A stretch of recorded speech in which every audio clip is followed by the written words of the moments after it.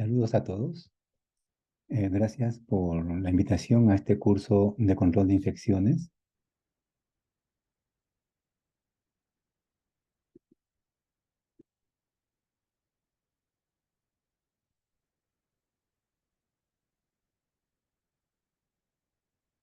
Respiratorias por tuberculosis en establecimientos de salud.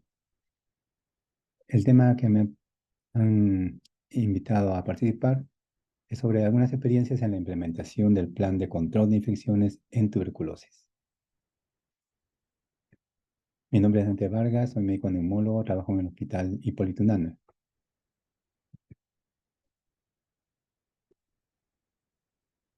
El Hospital Hipólito Unanue tiene 74 años en el cuidado de la atención de personas con tuberculosis. Inicialmente fue inaugurado como sanatorio para personas adultas con tuberculosis el 24 de febrero de 1949. El hospital se encuentra en el Agustino, en la zona de Lima Este, rodeado de distritos con una alta incidencia de tuberculosis. Los distritos que se ven ahí en el mapa, pintados de rojo y de naranja, rodean el hospital y son los de mayor incidencia de tuberculosis en Lima. La morbilidad e incidencia de tuberculosis en Lima Este es mayor que el promedio nacional. A nivel nacional, en el 2021, la tasa de morbilidad estuvo en 80 y la de incidencia en 77, y en Lima Este, la morbilidad en 102 por 100.000 habitantes. Eso significa que hay una alta carga de personas con tuberculosis que rodean el hospital y por lo tanto solicitan atención en ese lugar. Esto puede condicionar un mayor riesgo de transmisión de tuberculosis en el personal de salud y en todos los usuarios que acuden al establecimiento. Para esto contamos con un plan de control de infecciones basado en una serie de manuales ya de algunos años, donde se recomienda que las principales estrategias que se deben establecer para controlar las infecciones se pueden dividir en tres: la medida de control administrativo, la medida de control ambiental y las medidas de protección respiratoria. Esas medidas ya son conocidas por la mayor parte de ustedes. En el momento seguramente han recibido alguna información o capacitación con la intención de que se promueva la aplicación o implementación de estas medidas en cada establecimiento de salud, no interesa el nivel que tenga. Las principales medidas son las de control administrativo y con esto se consigue reducir la exposición del trabajador y de los pacientes al Mycobacterium tuberculoso. La medida de control administrativo incluye una serie de actividades. Dentro de ello, una de las más importantes es conformar un comité de control de infecciones en tuberculosis. Este comité debe estar conformado por personas que realmente tengan interés en trabajar en este tema, darse su tiempo, aunque en el reglamento que debe contener se menciona cuáles son los miembros, la disponibilidad o facilidad para poder participar en estas reuniones. Actualizar el estado situacional es importante, es decir, saber cuántos casos de tuberculosis acuden al hospital, qué podemos ofertar como establecimiento de salud de nuestros trabajadores, qué es lo que está ocurriendo. ¿Tienen tuberculosis? ¿En qué lugar trabajan? ¿Qué tipo de tuberculosis les está ocurriendo? Elaborar e implementar un plan de control de infecciones, como es el documento que habíamos mencionado, permite ordenar nuestras actividades, identificar las áreas de mayor riesgo de infecciones. No necesariamente son las áreas donde se atiende a la persona con tuberculosis. Mejorar el flujo de atención para poder captar a los pacientes en forma oportuna, para que estos pacientes no se estén mezclando, para que tengan un orden en la atención. Tener una guía de prácticas clínicas para el manejo de la tuberculosis ya a nivel intraestablecimiento. Existe una norma técnica para el manejo integral de la tuberculosis, pero eso tiene que ser aplicado en cada establecimiento según las características que podemos tener. Tener un plan de capacitación para el control de infecciones, que no necesariamente significa que nuestro personal esté capacitado, sino también la población. La conformación del comité de control es siempre algo mm, no tan fácil. Se necesita que participen miembros que tengan interés en dar un tiempo más a sus actividades, tener un documento donde se mencione cuáles son las características que debe tener este comité, las funciones, responsabilidades que deben ser informadas al resto del personal. Estas resoluciones deben tener una resolución directoral para que tenga un mayor peso y pueda ser aplicado en los diferentes servicios.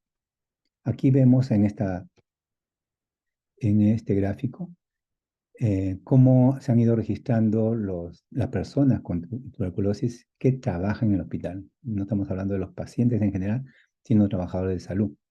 En el registro que tenemos solamente del Hipólito Unanue desde hace aproximadamente 20 años, vemos que el número de personas que padecen de tuberculosis cada año es más o menos similar.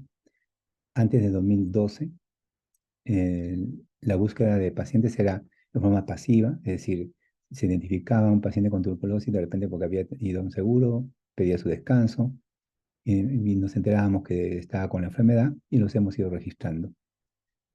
Sin embargo, después comenzamos a hacer una búsqueda activa, tratando de hacer el descarte al personal con por lo menos una radiografía y un examen de esputo, y vimos que el número de casos era mayor. En los años 2013 a 2015, de 10, 9, 12 casos, y luego lentamente ha ido disminuyendo. Si bien es cierto, estas medidas han ido buscando casos que de repente no iban a ser diagnosticados en forma oportuna, ahora lo hacemos y para eso necesitamos un esfuerzo del comité, de todo el establecimiento, de la participación de los jefes de servicio y de todo el personal. Si esto lo comparamos con tasa, en realidad ha habido una aparente disminución. En el año 2004 teníamos unos 2.000 trabajadores, en el 2004 teníamos 10 casos, con una tasa de más o menos 500 por 100.000 habitantes o 100.000 trabajadores, y en el año 2013, considerando también 10 casos, con un mayor número de trabajadores de salud, llegábamos a 2.600, la tasa en realidad había reducido, y en el 2022 se redujo a 5 casos con un mayor número de trabajadores de salud que llegaban aproximadamente a 3.000, con algunas medidas que se habían podido implementar para controlar la transmisión de la enfermedad. Algunas características de estos trabajadores de salud son, por ejemplo, que la mayor parte, desde luego, son el personal asistencial, especialmente el personal técnico y de enfermería. La mayor parte tiene ya varios años trabajando, son el personal nombrado, jóvenes menores de 45 años. La forma pulmonar es la más frecuente. La extrapulmonar, en los 4 casos que están registrados ahí, son tuberculosis pleural, aunque en los primeros años, hace unos 20 años, o en el año 2003 a 2004, había unos casos de tuberculosis meningia. La mayor parte de los trabajadores tiene una TBC sensible y la TBC resistente es poco frecuente, a pesar de que los casos de tuberculosis resistente o personas con tuberculosis resistente que acuden al hospital son la mayoría. Aquí vemos un mapa o esquema del hospital con los lugares de mayor atención de personas con tuberculosis. Ahí está ubicado donde se señala la UNED o Centro de Atención Ambulatoria para las personas que tienen tuberculosis. Desde luego allí acuden las personas que tienen tuberculosis recientemente diagnosticadas o con una complicación, donde está marcado neumología, es el servicio de hospitalización, en la emergencia, en cirugía de tórax, en las zonas de infectología. Desde luego ahí van a acudir las personas que tienen tuberculosis. Este es un hospital de diseño horizontal, tiene jardines amplios entre cada pabellón y son las zonas que deberíamos tener en cuenta para fortalecer las actividades de control de infecciones. Esto es lo mismo, un esquema de nuestro hospital de forma horizontal. Aquí lo que hemos intentado es dibujar o pintar las zonas de mayor riesgo. o servicios de mayor riesgo. Se ha dibujado o pintado de celeste, donde no ha habido casos, donde ha habido un mayor número de casos, de 1 a 3 casos, entre los años 2015 y 2021, de color amarillo, y cuando han habido más de 3 casos, lo hemos pintado de rojo. Como ven, todo el hospital queda pintado. La zona celeste, donde no han habido casos de tuberculosis, es precisamente los lugares donde más acuden las personas que tienen tuberculosis, porque hemos tratado de fortalecer las medidas de control de infecciones, incluyendo las medidas administrativas, ambientales y de protección respiratoria personal. Dentro de las medidas de control administrativo, entonces, es más o menos tener un panorama de lo que está ocurriendo en nuestro hospital, en número de trabajadores, los servicios de mayor riesgo. Y dentro de las áreas de mayor riesgo, no solamente debemos considerar los lugares donde se atienden las personas que tienen tuberculosis, porque como ven, los casos de tuberculosis en trabajadores de salud se pueden presentar en otros servicios. Por ejemplo, las áreas de espera, donde los pacientes están esperando para ser atendidos, deberían ser abiertas y ventiladas. Si no es así, es una zona de riesgo, donde debemos tratar de fortalecer las medidas, por ejemplo, el uso de mascarillas o abrir ventanas y puertas, en fin.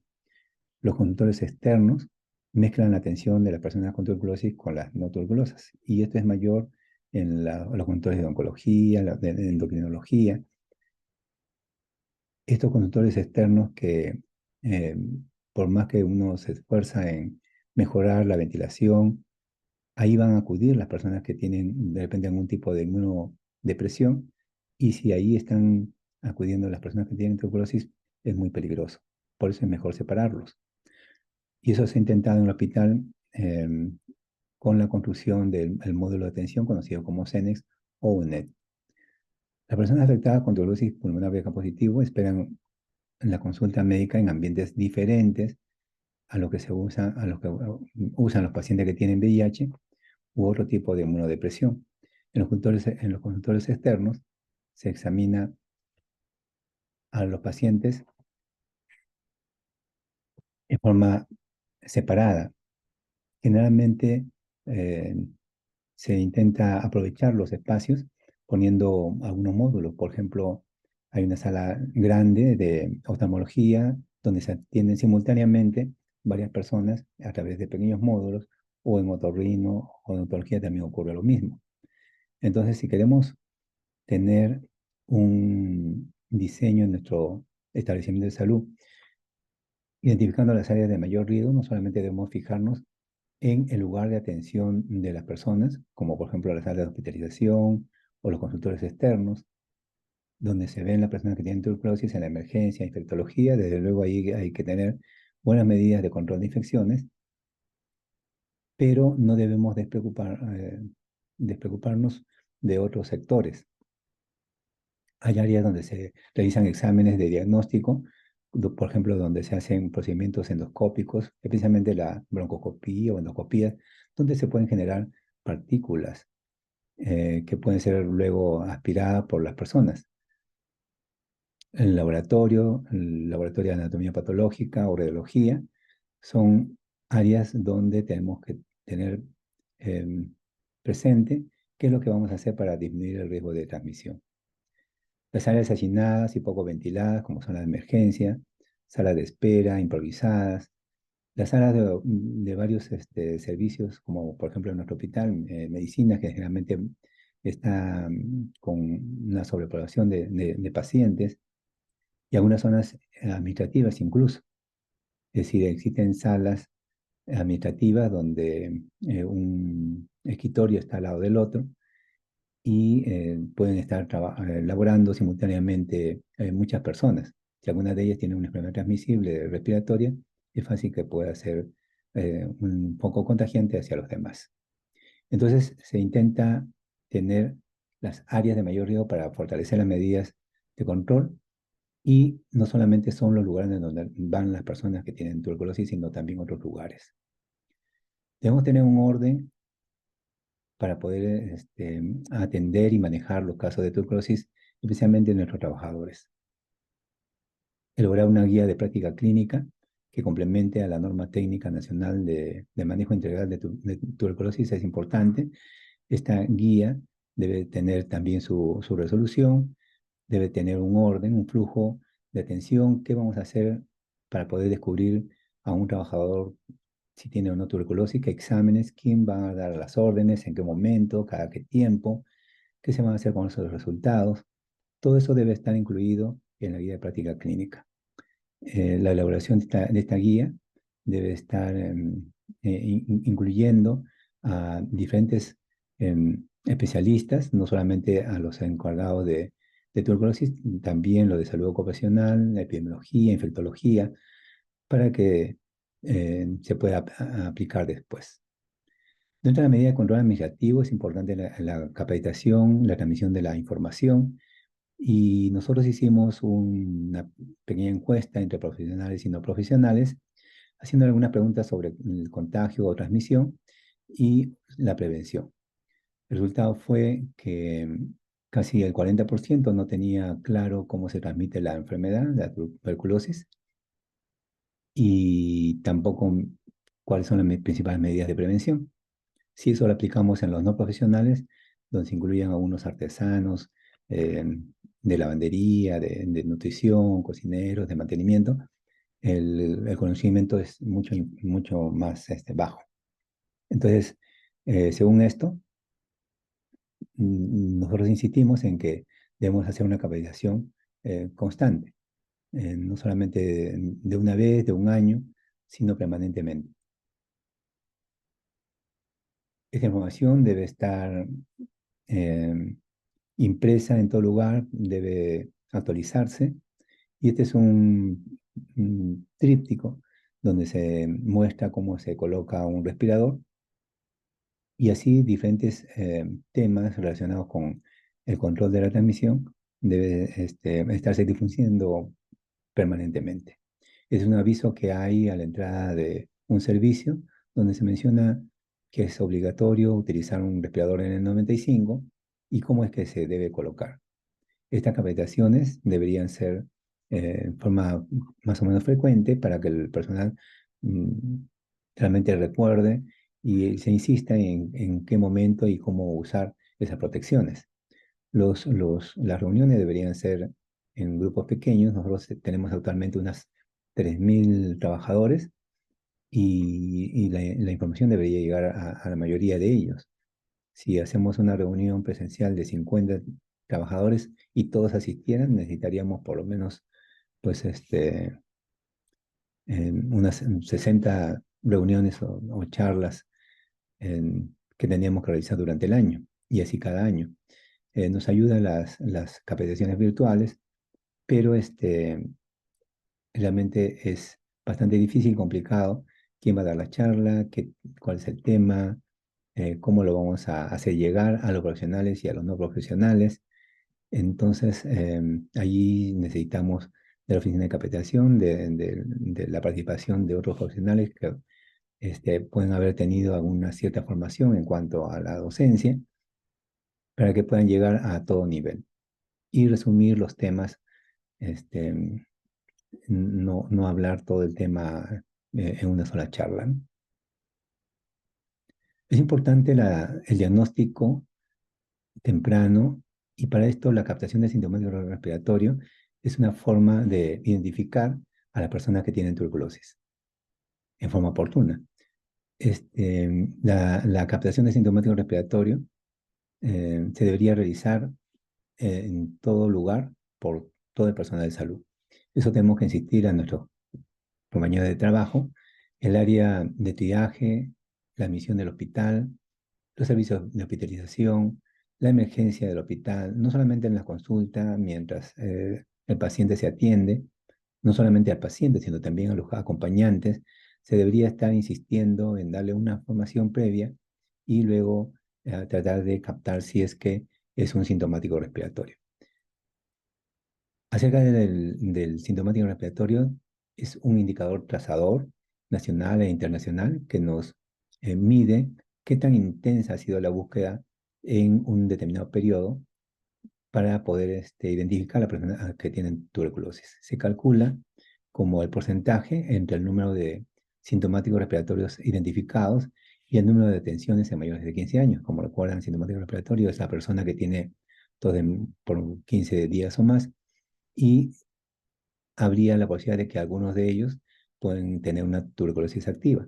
Si los identificamos, les hacemos los exámenes en forma gratuita, podríamos comenzar a detectar en forma oportuna el caso de tuberculosis contagiante. El estándar es que el 5% de las atenciones en mayores de 15 años podría ser un sintomático respiratorio. A nivel del hospital se considera un 3%. En el Hipólito Unanue estamos llegando en el año 2021 a 2,24% y en 2022 a 2,37%, con un equipo técnico que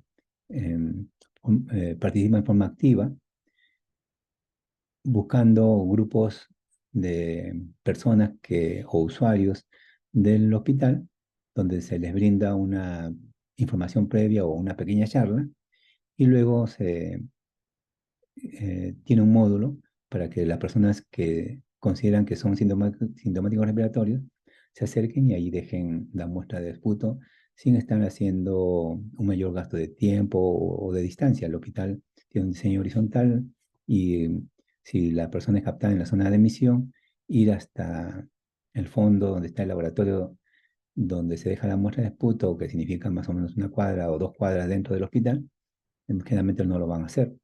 Entonces, estos módulos podían ayudar. Esta es la fachada del Centro de Excelencia o UNED, o la unidad de atención ambulatoria para las personas que tienen tuberculosis. Aquí se ha diseñado un módulo para que se pueda recepcionar la muestra de esputo. Debe estar abierto, pero buscando siempre la privacidad del paciente. Pero para llegar a este módulo que está al fondo del hospital, algunas personas no van a hacerlo. Si es que se identifica que son sintomáticos respiratorios, probablemente tengan otras cosas, otras actividades que tienen que realizar en el hospital, y entonces se tiene un módulo más cercano donde la persona puede dejar su muestra de esputo. Hay un personal ahí que lo anima y que le orienta cómo es que va a realizar las muestras, y estos módulos eh, pueden desplazarse también a otros sectores. Lo que, con lo que contamos con un personal técnico que temprano busca las zonas donde la gente está esperando, por ejemplo, para las zonas de admisión, las zonas de emergencia, y cada día se les da una pequeña charla, se les anima a participar en forma gratuita, dejando su muestra de esputo, ahí cerca nomás donde está el módulo. El personal, luego de recolectar un cierto número de muestras, lo lleva al laboratorio de micobacterias, que ya está en el CENIC. De tal manera que el paciente pueda tener una mayor facilidad y no se los pierda. Aún con ese esfuerzo, estamos llegando a menos del 3%. Y hay varios sectores que nos falta todavía eh, implementar.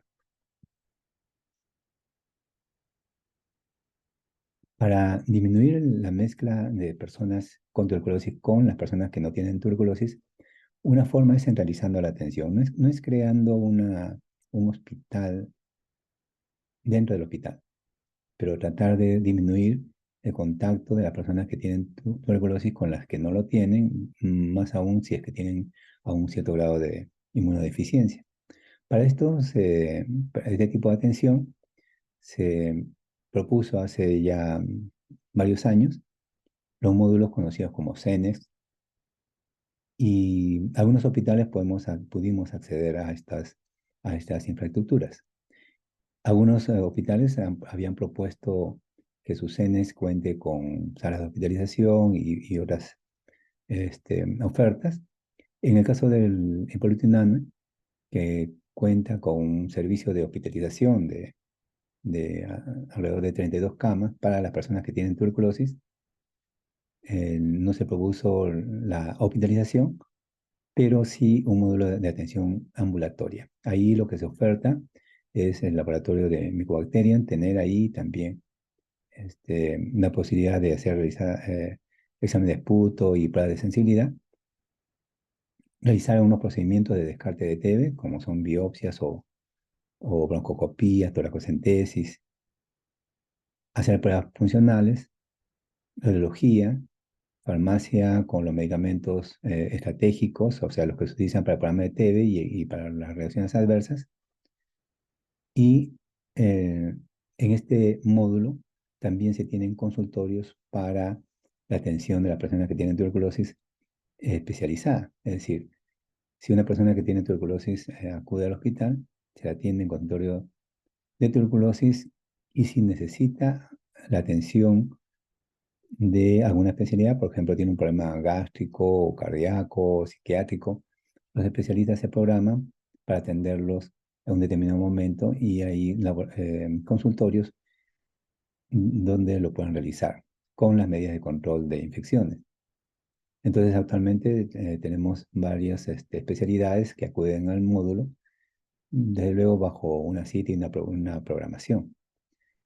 Si bien tiene mucho que ver con el especialista y la persona como especialista, hay algunos especialistas que definitivamente no se animan, no programan, tienen prioridad en su servicio y no acuden. Y entonces la persona que tiene tuberculosis y tiene necesidad de atención de esa especialidad, de todas maneras tiene que ir a ese consultorio general de la especialidad.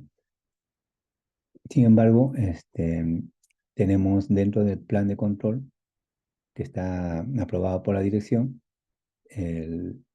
la necesidad de contar con una programación de los especialistas para que puedan atenderlos y los pacientes ya no tienen que estar deambulando por todo el hospital y acuden a la unidad, el CENEX, donde van a ser atendidos por las diferentes especialidades. Dentro de la medida de control administrativo, se debe fortalecer la telecomunicación. Esto disminuye y ordena la afluencia de pacientes y reduce el contacto con los pacientes bacilíferos. Pero se tiene que evitar la deshumanización de la medicina. Lo que se tiene que promover son las citas, la programación de controles y los procedimientos, la historia digital, puede contar con los resultados inmediatos de los exámenes de laboratorio, de imágenes.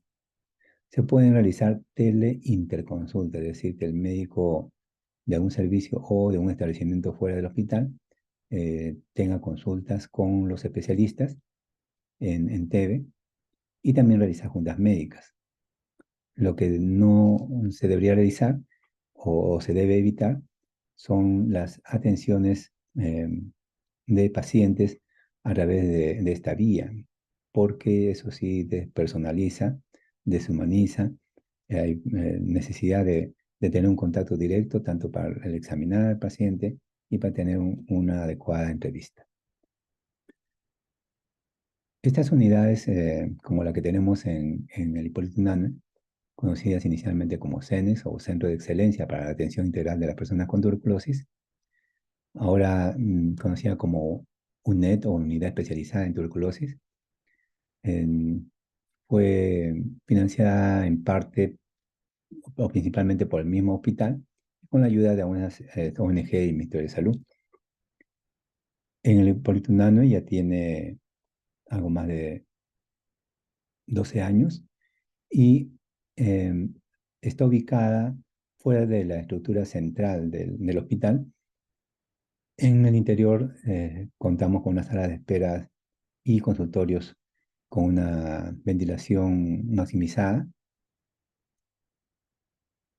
Los trámites de admisión, de seguros, se realizan en la entrada del módulo y no en la parte general del hospital. Entonces, la menor cantidad de pacientes con tuberculosis está haciendo cola o está en la zona de admisión y si lo hace en el módulo o lo hace a través de vía telefónica.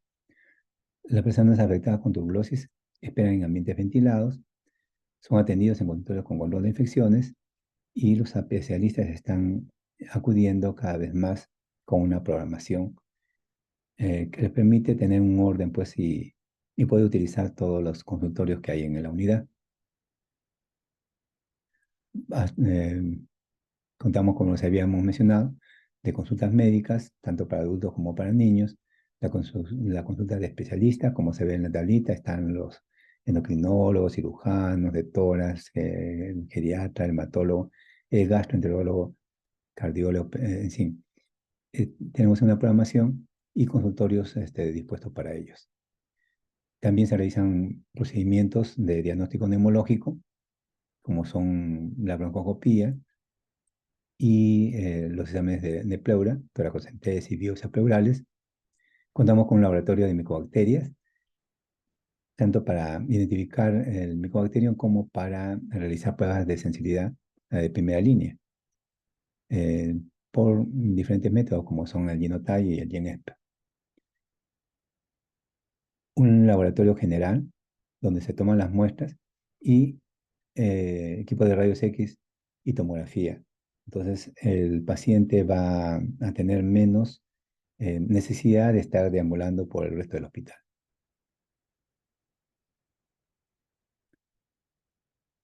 Para hacer el diagnóstico de la tuberculosis, contamos con equipos de broncoscopía, de toracocentesis y biopsia pleural. También tenemos un laboratorio de función pulmonar y radiología, tratando de no mezclar los pacientes neumológicos con tuberculosis y con los que no tienen tuberculosis. Además, en el hospital se cuenta con un centro quirúrgico. Este centro quirúrgico tiene todo un circuito quirúrgico con las mejores medidas de bioseguridad y control de transmisión de tuberculosis para los casos de tuberculosis activa y especialmente los casos de TB altamente persistente. En todos los casos de tuberculosis de XDR que requieren cirugía en el país en realidad son referidos al hipolitunane. Aquí se consideran las medidas de control ambiental, la ventilación mecánica con presión negativa y luz ultravioleta medicada. Tienen un circuito en sí cerrado con las medidas de bioseguridad, como son de poder contar con una sala de hospitalización prequirúrgica, la propia sala de operaciones y una sala de recuperación postquirúrgica que está equipada como sala de UTI para tener menos necesidad de utilizar la UTI general, donde siempre hay problemas de tener personas con tuberculosis en un ambiente y con dispositivos, ventilación asistida, eh, a personas que tienen tuberculosis simultáneamente con los que no tienen. Entonces, siempre han habido una negativa, unas dificultades, y esto se ha podido resolver teniendo este circuito quirúrgico con las medidas de control de transmisión de TB para personas que tienen tuberculosis aquí en el hospital.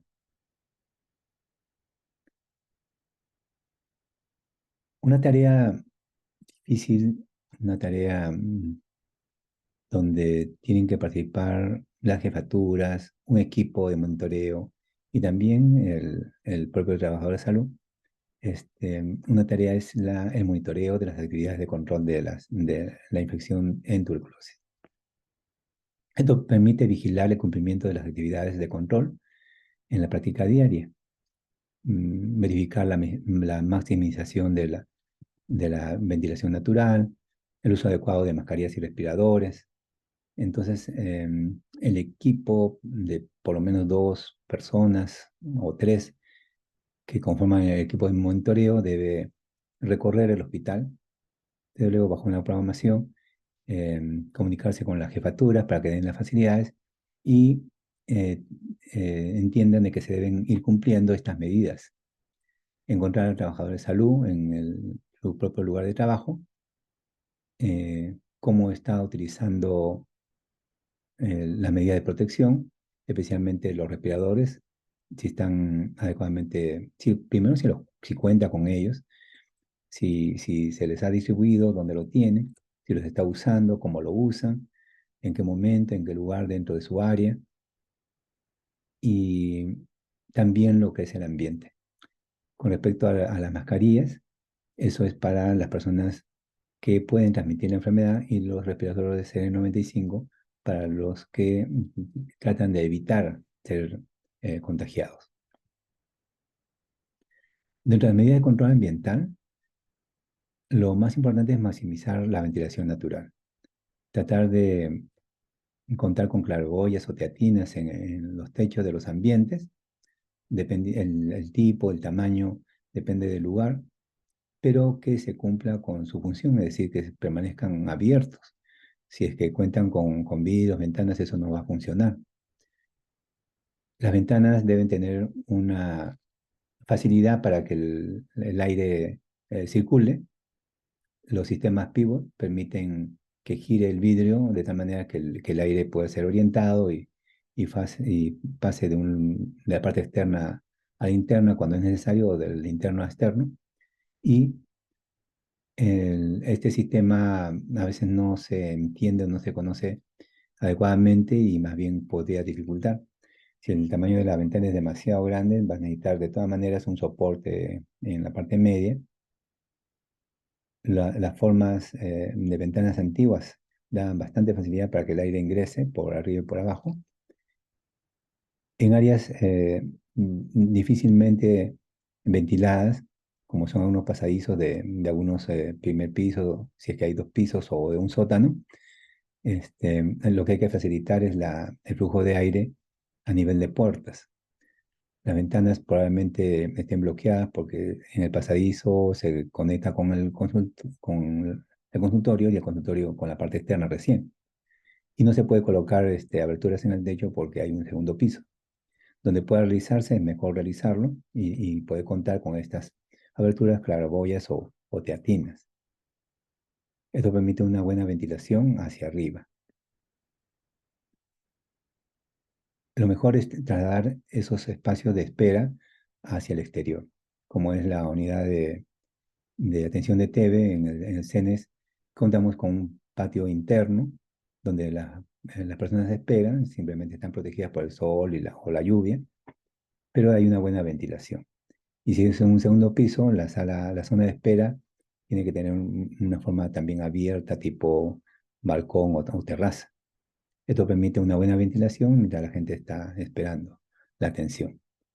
Los consultorios deben tener unas consideraciones mínimas que a veces al momento de construirlos no se tienen en cuenta y no consultan cosas básicas, ¿no? El techo debe ser alto, si es que es de 3 metros o más, es mejor. El área debe ser amplia, de por lo menos unos 20 metros cuadrados. Igualmente las ventanas, tratar de ocupar la mayor parte de la pared. La propia ventana debe tener un sistema pivot que permita el flujo de aire y la dirección del aire. Una adecuada ventilación, la parte externa debe estar libre para que entre la iluminación natural y al mismo tiempo para que circule el aire. Si es que estamos en un último piso, tener claraboyas en el techo y la ubicación de los muebles para la atención debe facilitar el flujo de aire en forma transversal entre la persona que atiende y el paciente. Estas aberturas en el techo deben permanecer abiertas. A veces el personal de limpieza, con la intención de que entre menos polvo hacia el interior, lo deja cerrado y hay que estar atentos a esto y hay que estar informando constantemente cuál es el motivo por el cual deben permanecer tanto ventanas como claraboyas abiertas. Los pasadizos deben estar libres. Si se cuenta con luz ultravioleta, debe tener esto un filtro protector y esta luz debe permanecer encendida las, eh, las 24 horas. Los pacientes en algún momento pueden salir, el flujo de aire del interior de un ambiente, salir con micobacterias y entonces la luz ultravioleta va a proteger, pero debe tener un filtro para que no haga daño pues, a las personas que están ahí circulando. Lo mejor es la ventilación natural, como habíamos comentado, y para esto deben estar abiertas en forma contrapuesta. eh, por ejemplo, una ventana con una puerta o dos puertas o dos ventanas, de tal manera que pueda movilizar el aire. En algunos lugares se puede contar con un filtro EPA portátil. Esto permite una mayor circulación. El filtro tiene una especie de extractor de aire. Es decir, ingresa aire contaminado, sale el aire algo más limpio luego de pasar un filtro y ese aire se va como purificando. Pero funciona o es importante cuando el ambiente realmente no se puede ventilar. Si es que contamos con ventanas abiertas y amplias y puertas también abiertas, es probable que esto ya no ayude mucho y más bien el polvo lo va cerrando y hay que estar haciendo un mantenimiento mayor. Dentro de algunas dificultades que se han observado, desde luego que nos estén cerrando puertas y ventanas, que haya una tendencia de las personas a poner objetos, cortinas, avisos que hacen que la ventana se obstruya. El clima también a veces cuando es extremo obliga a cerrar estas ventanas. Esto desde luego se mejora pues aligando a las personas que van a estar ahí. Otra situación también es la seguridad. Para esto se puede mejorar utilizando mallas o un sistema de reja para impedir este problema de seguridad de que se pierdan o saquen objetos o ingresen personas. También el ruido, esto se puede disminuir tratando de que las personas no estén delante de los consultorios esperando, conversando, haciendo bulla y separándolos en otros ambientes de espera. Para esto, por ejemplo, en la UNED, colocamos en la entrada del pasadizo un mueble, de tal manera que el pasadizo queda libre, las puertas pueden quedar abiertas y aún así se mantiene la privacidad del paciente. No hay nadie esperando en la puerta del consultorio, ni hace ruido, ni está observando ahí. Un tercer grupo de medidas de control son la medida de control del respiratorio personal. Principalmente el uso de respiradores N95 y las mascarillas. Como saben, el respirador N95 debe contar con un filtro especial que impida el ingreso de partículas contagiantes a la persona. Se usa, por lo tanto, para no contagiarse, pero tiene que cumplir dos características: que el filtro sea adecuado y que se ajuste a la cara en forma también adecuada. Las mascarillas, en cambio, son para las personas que mm, están con un problema respiratorio contagiante o que se puede transmitir, como es el caso de la tuberculosis. Estas mascarillas cuentan con tres capas y la capa interna trata de atrapar la humedad del aliento, la capa media tiene un filtro parcial y la capa externa es especialmente impermeable por alguna secreción o líquido que pueda caer a la persona. Entonces es un poco para proteger de estas secreciones, pero sobre todo para disminuir la transmisión de algún problema, de algún germen que uno puede tener en las vías respiratorias o en la boca.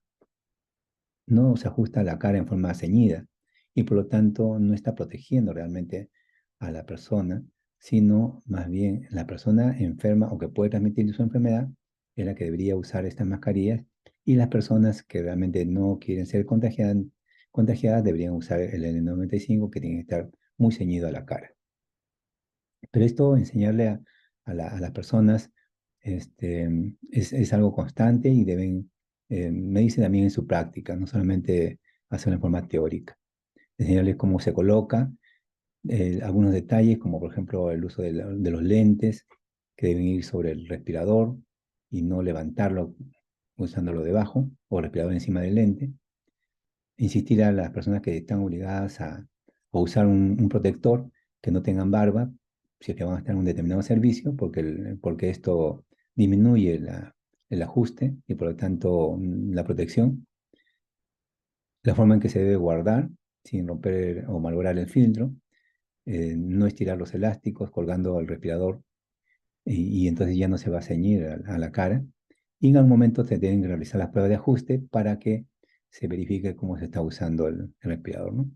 Entonces, enseñarle cada paso al trabajador de salud, si es posible a cada uno, y tratar de mencionarles cómo no debe usarse, no malograrlo usándolo como una especie de sombrero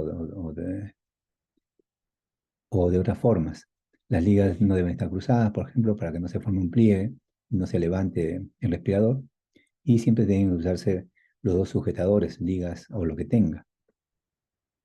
La prueba de ajuste es en movimiento, porque la persona va a estar en movimiento con su mascarilla o respirador. Entonces, esa prueba de ajuste permite hacer conocer al paciente, al personal de salud, realmente si está usando en forma adecuada su respirador.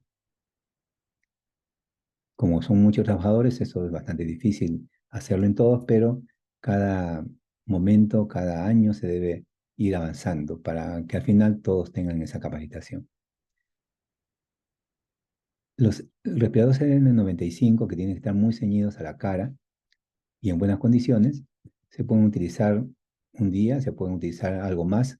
No hay un tiempo límite, definitivamente no más de una semana. Si es que ya se ha comenzado a usar, hay que cambiarlo, aunque parezca limpio. Hay gérmenes de la boca de la propia persona que van a ir contaminando y que pueden ir creciendo en el recurso de los días.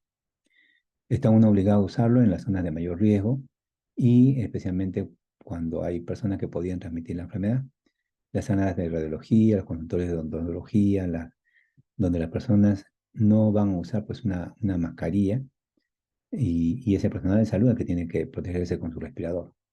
Los procedimientos como son las salas de espirometrías, de broncoscopías, en los cuidados intensivos, donde la persona podría necesitar estar con una ayuda de oxígeno, entonces no va a poder utilizar el paciente una mascarilla. Entonces es el trabajador el que tiene que estar protegido. Hay diferentes lugares, como son las zonas de nebulización, la inducción de esputo, donde se generan una mayor cantidad de partículas contagiantes. En la sala de emergencia no se sabe muchas veces con qué diagnóstico ingresa el paciente. La sala de infectología, dentro de las ambulancias, en las cirugías, deben tenerse en cuenta como zonas de alto riesgo. Para esto, se tienen que capacitar a las personas en forma teórica y en forma práctica. Luego, monitorizar si están cumpliendo, si cuentan con el respirador y si es que están cumpliendo con el uso en forma adecuada y oportuna. Este es un documento de el arbitraje por la compra de respiradores N95. Se hace la licitación, se dan las características, qué cosa es lo que necesitamos. Necesitamos un respirador N95 con estas características y se acepta o aprueba al que cuesta menos y al mismo tiempo que puede cumplir las características técnicas o mínimas que estamos solicitando. Para poder comprobar que era un respirador adecuado, se realizó la prueba de ajuste y entonces una de las empresas reclamó diciendo que esa no era una prueba objetiva para saber si realmente el respirador era adecuado o no. Y el árbitro decidió inclinarse por esta empresa, obligando al establecimiento de salud, al hospital, a comprar algo barato, que al mismo tiempo no servía para protegernos, pero por el detalle de la prueba de ajuste, se inclinó a favor de ellos. Entonces hay que tener en cuenta cuando se hacen grandes compras, especialmente cuando son grandes compras, dar las características adecuadas del respirador. No vamos a evaluar si el filtro N95 es N95, porque eso lo hacen laboratorios especializados y debe tener el documento que equivale pues a confirmar que es un filtro adecuado. Pero además se tienen que realizar las pruebas de ajuste porque algunos respiradores son muy rígidos o muy blandos y que a pesar de que tienen el filtro no ajustan adecuadamente a la cara y por lo tanto la protección se reduce. Volvemos al esquema de nuestro hospital donde vemos que trabajadores de salud han tenido tuberculosis en esos años que se menciona en prácticamente todos los servicios.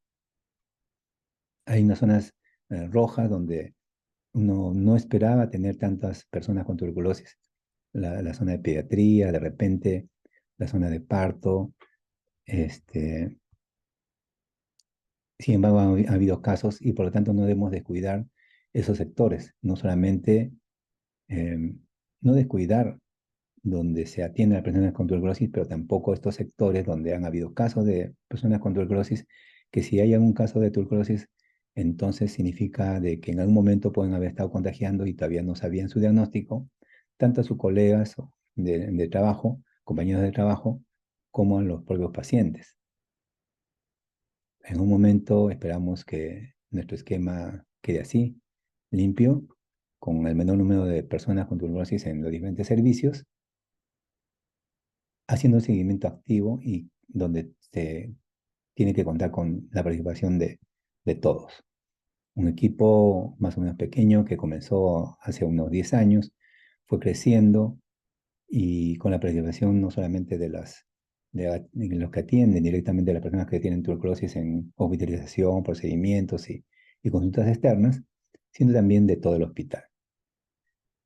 Hay que conformar equipos, primero con aquellos que tienen una mayor voluntad y ánimo de participar, aún sacando o tomando el tiempo a sus actividades habituales y siempre recordando que todo lo que nosotros quisiéramos tener o como quisiéramos que nos atiendan, así hagámoslo primero para que un día, si lo necesitamos, podamos tener también ese tipo de atención.